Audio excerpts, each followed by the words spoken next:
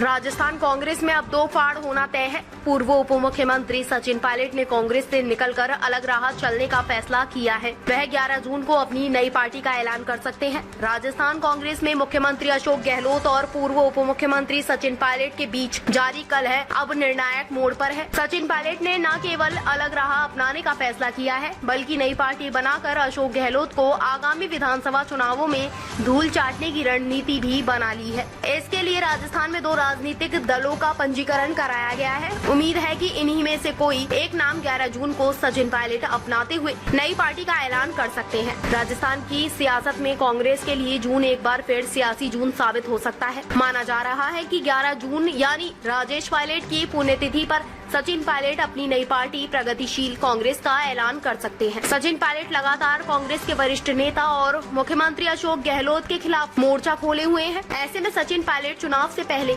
अपनी राह अलग कर सकते हैं। सचिन पायलट अपनी नई पार्टी प्रगतिशील कांग्रेस के ऐलान से पहले मंदिर दर्शन करते दिखाई देंगे। सोमवार को पायलट राज्यसभा सांसद विवेक तनखा के साथ जबलपुर में पूजा अर्चना करेंगे।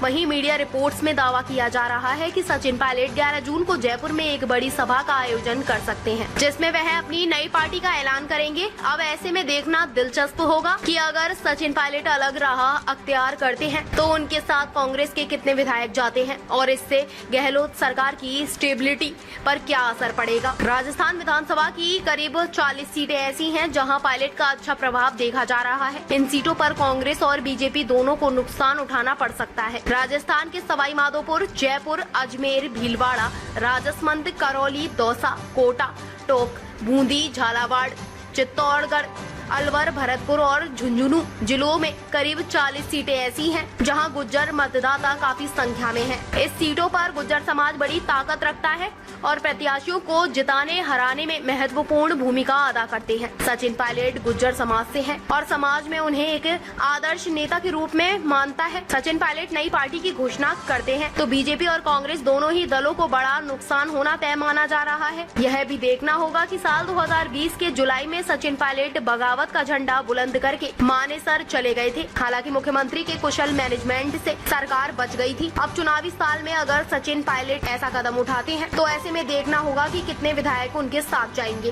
पार्टी को अब तक लग रहा था कि सचिन किसी हाल में पार्टी से बाहर नहीं जा सकते, लेकिन नई स्थिति में पार्टी आला कमान उनके अगले कदम पर नजर गड़ाए बैठी है। पार्टी पदाधिकारियों का मानना है कि सचिन पायलट के इस कदम से पार्टी को इस चुनाव में बड़ा नुकसान होने वाला है। बता दें कि राजस्थान में पिछला विधानसभा चुनाव सचिन पायलट की अगुवाई में लड़ा गया था। इस समय कहा जा रहा था कि बहुमत मिलने पर पायलट मुख्यमंत्री बनेंगे, लेकिन ऐसा नहीं हुआ।